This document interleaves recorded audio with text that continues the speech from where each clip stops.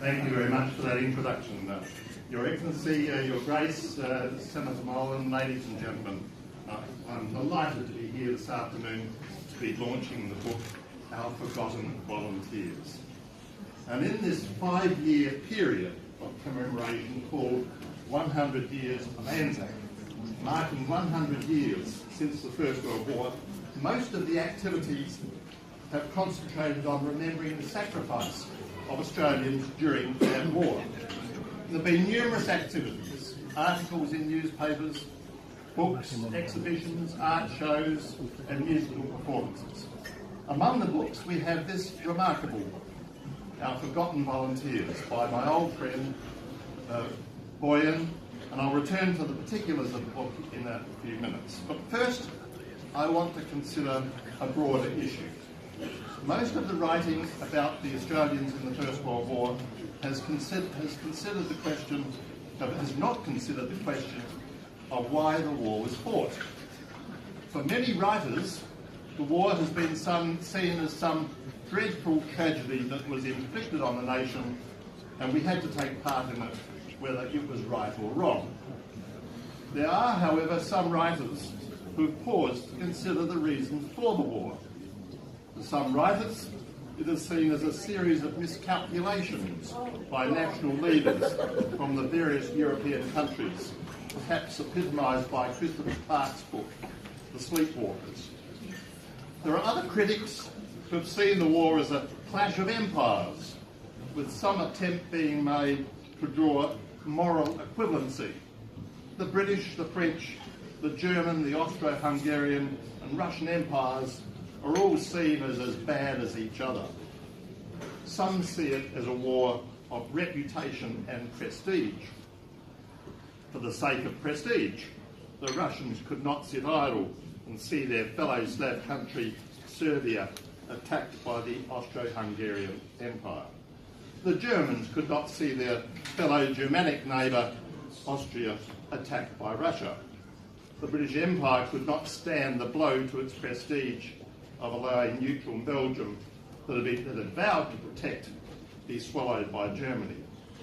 Others have seen the war as all about economics, fighting for a slice of the world's trade, or even a war driven by arms manufacturers seeking to maximise their profits.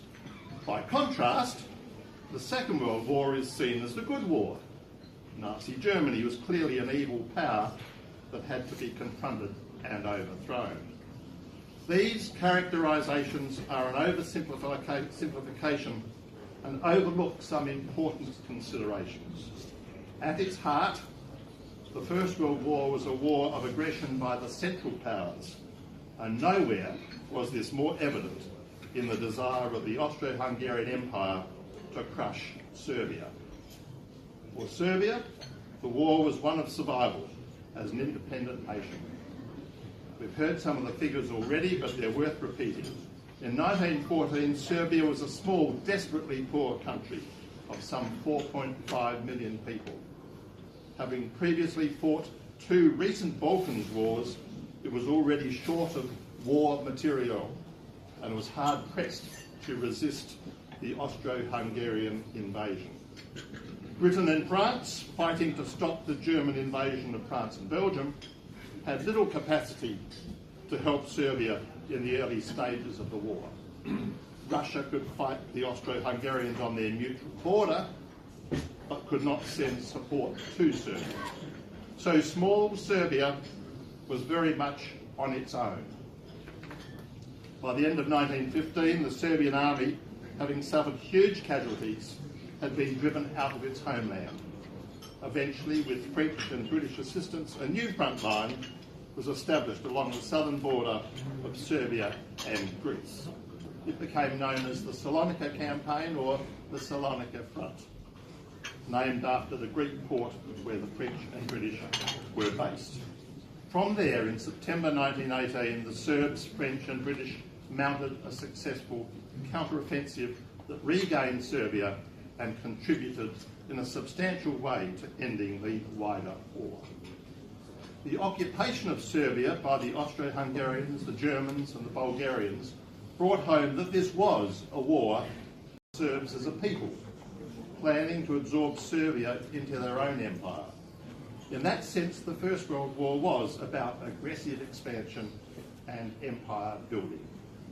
We have further evidence of this in Germany's exceedingly harsh terms of the Treaty of Brest-Litovsk in March 1918. This was the treaty that ended the war between Germany and Russia in 1918 and resulted in Germany, and for that matter the other Central Powers, seizing large areas of Russia. The war fell more heavily on Serbia than on any of the other countries involved. And again, some of the figures have already been mentioned. Serbia lost about 28% of its population. Over half of its adult male population died, and more than half of its state infrastructure was destroyed. For Australia, the First World War was the nation's greatest tragedy. From a population of little under 5 million, slightly larger than Serbia, Australia lost about 60,000 killed. Serbian deaths, as we've heard, were more than 1.2 million. The experience of Australian soldiers on Gallipoli, on the Western Front and in Palestine are well known. They've become part of Australian folklore and have rightly been commemorated during this period of Australian remembrance. It is less well known that some 1,500 Australians and New Zealanders served in or near Serbia during the First World War. In his book, Our Forgotten Volunteers, Bojan Pajic has told the story of these forgotten Anzacs and has ensured that their service will not be forgotten. Bojan and I are old friends, dating back to the early 1970s when we served together in the Adelaide University Red. With his service in the Army Reserve, Bojan has been able to bring together his understanding of military affairs and his own Serbian background to research and write a book that in years to come will be the standard reference for anyone wanting to know about what the Australians and New Zealanders did in the Serbian theatre of war. Well, some of you might know that for the past 14 years I've been working on a 6-volume official history of Australian peacekeeping and post-Cold War operations, which has almost been finished. One of the questions people wanted to know was how many Australians have served on peacekeeping missions. We found that there were no proper records, and the only way we could be sure how many people served in each mission was, in many cases, actually to find and list the names of everyone who served there. Bojan faced the same problem with the Anzac involvement in Serbia, but his problem was greater, given that the events took place 100 years ago. In this respect, he and his collaborators have carried out some absolutely amazing research to identify the participants. It's not been just a matter of providing the names. He's provided wonderful pen pictures of many of the participants. The Anzacs who assisted Serbia, as the book recounts, have fallen into 8 categories. First, there were the members of the non-military voluntary hospitals set up by charitable organisations. These were mainly staffed by women, and a considerable number of them were Australian doctors and nurses. During a crucial period, one of these hospitals was run by Australians. Technically, they might not have been military hospitals, but the Serbian army treated them as though they were, and often they were close to the front lines. Second, there were Australians who were members of the British Army units fighting on the Salonika front. Third, there were members of 2 units of the Australian Imperial Force, a transport unit and a remount unit that served on the Salonika front. Fourth, there was the first New Zealand stationary hospital at Salonika. Fifth, there were individual medical volunteers that served in the British hospitals on the Salonika front. Sixth, there were the crews of the 6 Australian destroyers that served in the Adriatic Sea. 7th, there were members of the Australian Army Nursing Service who were deployed in units to the Salonika front. And 8th, there were Australians and New Zealanders of Serbian heritage who served in the Serbian Army. This book deals with each of these categories and places them in the wider context of the war. What particularly women who served in the hospitals under very trying circumstances for long periods. Partly this was because, as we've already heard, Australian women doctors were not permitted to serve in the Australian Army. But also because Serbia was extremely poor. It had little capacity to provide its own medical support, and the circumstances were indeed most difficult, with typhus epidemics and endemic malaria to deal with, as well as horrendous battle wounds. Apart from the difficult task of identifying those who served, the great strength of the book is the way it brings to life the nature of the people who served. This is assisted by vivid accounts written by the participants themselves as revealed in letters written at the time. One of the remarkable women already mentioned this afternoon was Dr. Agnes Bennett, a 44-year-old doctor from Sydney who commanded a Scottish women's hospital in 1916 and 1917. One nurse, Isabel Ross, from the hospital, wrote on the 12th of September 1916, "What a day this has been. The guns started at 5 a.m. this morning and have gone steadily ever since. The noise is quite deafening." An ambulance driver, Elsie Corbett, wrote 2 days later, "We started at 6 a.m. for a tiny village at the top of the important pass the Serbs had taken the day before. We had to climb in low gear all the way and fill up the radiator with water whenever we came across any, as the car boiled frequently.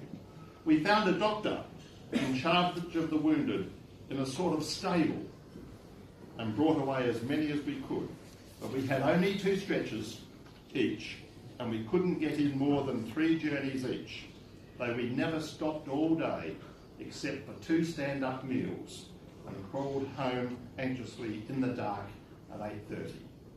And Dr. Agnes Bennett herself wrote, "We had 3 nurses to 40 patients. Gangrene was rife, and the constant amputations were a terrible trial in the operating tent."